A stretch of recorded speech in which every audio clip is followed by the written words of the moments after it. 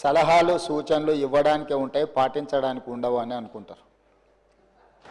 ఎందుకు అని అంటే తమ దాకా వస్తే కానీ తమకు అర్థం కాదన్నట్టు నిజంగానే కక్ష సాధింపు చర్యలకు పాల్పడే ఆలోచననే ఈ రాష్ట్ర ప్రభుత్వానికి ఉండి ఉంటే ఈరోజు అక్కడ కూర్చొని అక్కడ నించొని నోటికొచ్చింది మాట్లాడే అవకాశం ఉండకపోతుండే. చెంచల్గూడనో చెర్లపల్లిలో మమ్మల్ని ఎక్కడైతే పెట్టినరో డిటెన్షన్ సెల్లో ఎవరిని కలవకుంటే నిర్బంధించినరో అక్కడనే మీరుండేటోళ్ళు. కానీ మా ప్రభుత్వం 15 నెలల్లో ఎవరి మీద కూడా కక్షా సాధింపు చర్యలకు పాల్పడలేదు. అధ్యక్ష, డ్రోన్ ఎగరేసిందని, డ్రోన్ ఎగరేస్తే ఎవరైనా అనుమతి తీసుకోకుండా ఒక డ్రోన్ ఎగరేస్తే ఆ డ్రోన్కు 500 రూపాయలు ఫైన్ వేస్తారు అధ్యక్ష.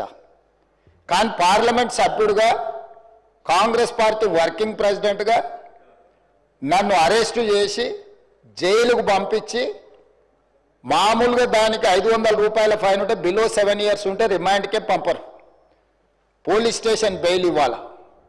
కానీ అధికారాన్ని అడ్డం పెట్టుకొని అన్ని రకాల వ్యవస్థల మీద ప్రభావితం చేసి చెర్లపల్లి జైలుకు పంపించి నక్సలైట్లు ఐఎస్ఐ తీవ్రవాదులు ఉండే డిటెన్షన్ సెల్లో ఒక కాంపౌండ్లో ఏ ఒక్క ఖైదీని లేకుండా 7 ఫీట్లు బై 12 ఫీట్లు ఉంటే అందులో 3.5 ఫీట్లు పండుకోవడానికి దిమ్మె ఉంటుంది, ఒక చిన్న బాత్రూమ్ ఉంటుంది అధ్యక్ష.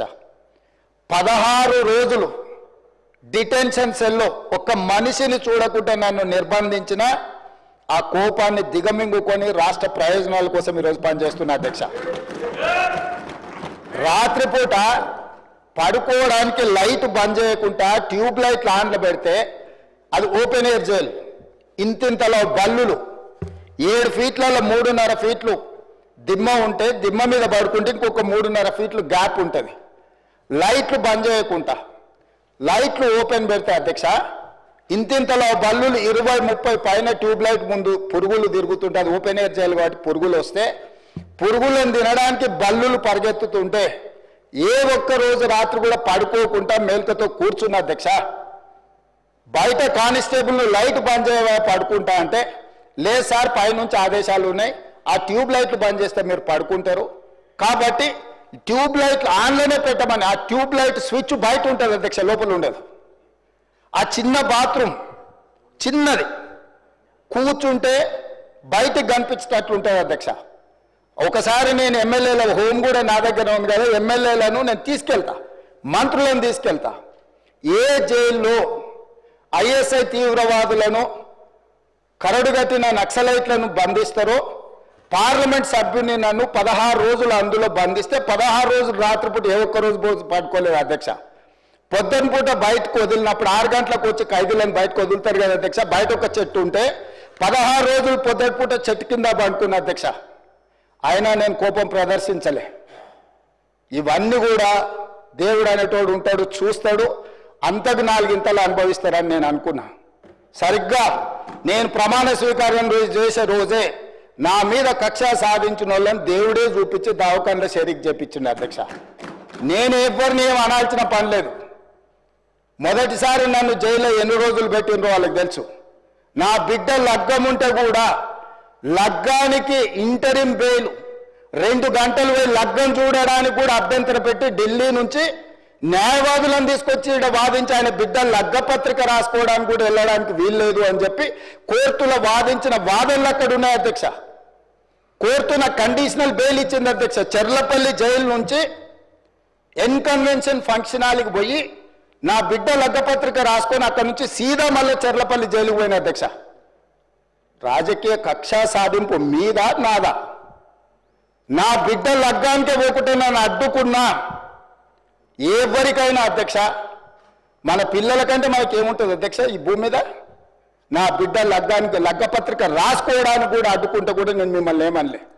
నేను పార్లమెంట్ సభ్యుడిగా ఉంటే, పార్టీ వర్కింగ్ ప్రెసిడెంట్గా ఉంటే ఎవరో జర్నలిస్టు డ్రోన్ ఎగరేసి వాళ్ళ విలాసవంతమైన బంగ్లాల వివరాలు తీసుకొచ్చి నాకు అందిస్తే వాటిని పత్రికలకు విడుదల చేసిన పాపానికి నన్ను అక్రమ కేసులు పెట్టి అదే చెర్లపల్లి జైల్లో డిటెన్షన్ సెల్లో పెట్టారు అధ్యక్ష. 16 రోజులు నిద్రలేని రాత్రులు గడిపిన పార్లమెంట్ సభ్యుడిగా, పార్టీ వర్కింగ్ ప్రెసిడెంట్గా అయినా నేను కక్ష చూపించలేదు అధ్యక్ష.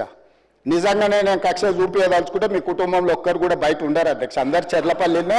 నేను ఎలా ఎన్నికల ముందు చెప్పినట్టు మీకు డబుల్ బెడ్రూమ్ ఇల్లు మీరు పేదలకు కట్టియలే, మీ గ్యారంటీ కట్టిస్తే మీ కుటుంబానికి డబుల్ బెడ్రూమ్ ఇల్లు అని చెప్పుంటే అధ్యక్ష. ఎన్నికల హామీలు అమలు చేయలేదంటుంది కదా అధ్యక్ష. ఎన్నికలప్పుడు ఈ హామీ కూడా ఇచ్చిన.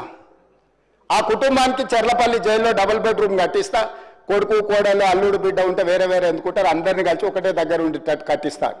కానీ ఆ హామీ కూడా నేను అమలు చేయలే. ఎందుకంటే నేను విఘ్నత ప్రదర్శించాలనుకున్నా.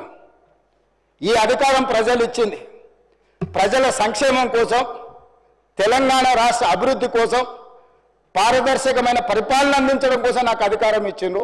ప్రజలు ఇంత పెద్ద అధికారాన్ని, ఇంత పెద్ద బాధ్యతను ఈ వయసులో నాకు అప్పచెప్పింది నా కోపం కోసమో, లేకపోతే నన్ను నా పట్ల వాళ్ళు వ్యవహరించిన విధంగానే వాళ్ళ పట్ల నేను వ్యవహరించడానికి ప్రజలు నాకు అధికారం ఇవ్వలేదని విచక్షణను ఉపయోగించి ఈరోజు కూడా వాళ్ళ మీద ఇంతవరకు అక్రమ కేసులు పెట్టలేదు అధ్యక్ష.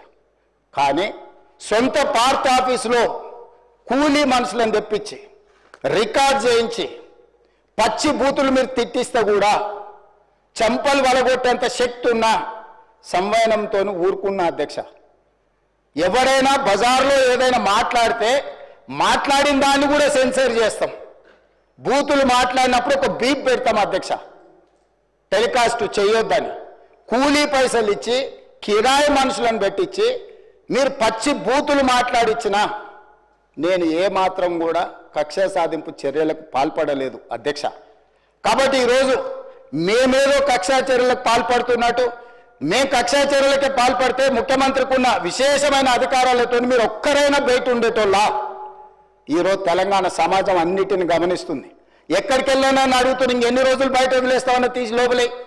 అసలు నువ్వు లోపలేస్తావనే కదా నీకు ముఖ్యమంత్రి పదవి చేసింది, నువ్వెందుకు ఇట్లా సమయం పాటిస్తున్నావు లోపలేయమంటే కూడా నేను ఏ రోజు కూడా అటువైపు పోయలేదు అధ్యక్ష.